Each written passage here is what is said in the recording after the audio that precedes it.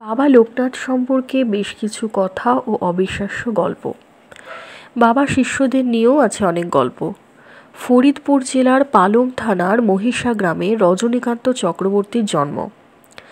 ঢাকা ওয়ারীতে তিনি ব্রহ্মচারী যোগাশ্রম প্রতিষ্ঠা করেন। পরে তা ফরিদাবাদে স্থানান্তর করেন। তিনি বাবা লোকনাথের শরণে আসেন 1886 থেকে 1890 সালের দিকে। বাবার একজন যোগ্য শিষ্য হিসাবে পরিচিতি লাভ করেন তিনি। বারোদির আশ্রমের কাছেই এক বৃদ্ধা নাম কমলা। সম্বল বলতে এক গরু ছাড়া কিছুই ছিল না তার। দুধ বিক্রি করে দিন চালাতেন। লোকমুখে বাবা লোকনাথের প্রশংসা শুনে এক বাটি দুধ নিয়ে বাবাকে দেখার জন্য চলে আসেন। বাবা লোকনাথ তাকে মা বলে ডেকে কাছে টেনে নেন। লোকনাথ বাবা তাকে ডাকতেন বলে পরবর্তীতে তিনি গোয়ালিনী মা নামে পরিচিতি লাভ করেন। শেষ জীবনে পর্যন্ত তিনি লোকনাথ বাবার আশ্রমেই কাটান। ব্রহ্মানন্দ ভারতী ঢাকার বিক্রমপুরের পশ্চিমপাড়া গ্রামে জন্মগ্রহণ করেন। পারিবারিক তার নাম তারাকান্ত গাঙ্গুলি। আইন, পেশায় ও শিক্ষকতায় জড়িত ছিলেন। লোকমুখে বাবা লোকনাথের কথা শুনে কৌতূহলবশত দেখতে আসেন। পরে সমস্ত বিষয় সম্পত্তি দান করে বাবার আশ্রমে তিনি চলে আসেন।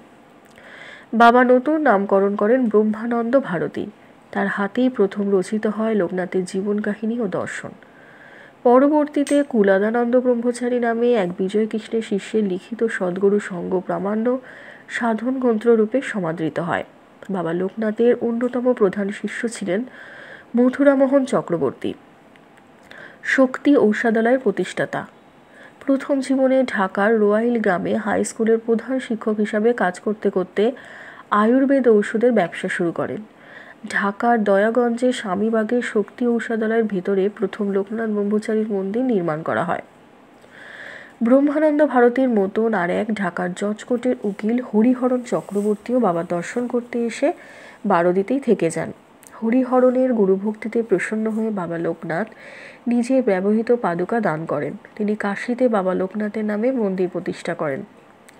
সোনারগাঁও গোবিন্দপুর নিবাসী অখিলচন্দ্র সেন উচ্ছৃঙ্খল জীবনযাপনে অভ্যস্ত এক জমিদার পুত্র।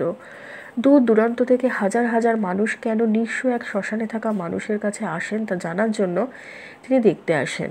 দূর থেকে দাঁড়িয়ে প্রায় মাঝে মাঝে এসে দেখে যান। একদিন বাবার কাছাকাছি এসে নিজের অশান্তির কথা জানান। নিজের কারণে যেসব মানুষকে কষ্ট দিয়েছে তাদের সে কষ্টের মোচন করার উপদেশ দেন বাবা লোকনাথ। অখিলচন্দ্র বাড়ি ফিরে গিয়ে সব সম্পত্তি গ্রামের দুঃখী মানুষদের নামে দান করে দেন এবং নিঃস্ব এক কাপড়ে বাবা লোকনাথের আশ্রমে এসে উপস্থিত হন। বাবার আশীর্বাদ ও সাধনায় তিনি সুরনাথ ব্রহ্মচারী নামে খ্যাতি লাভ করেন।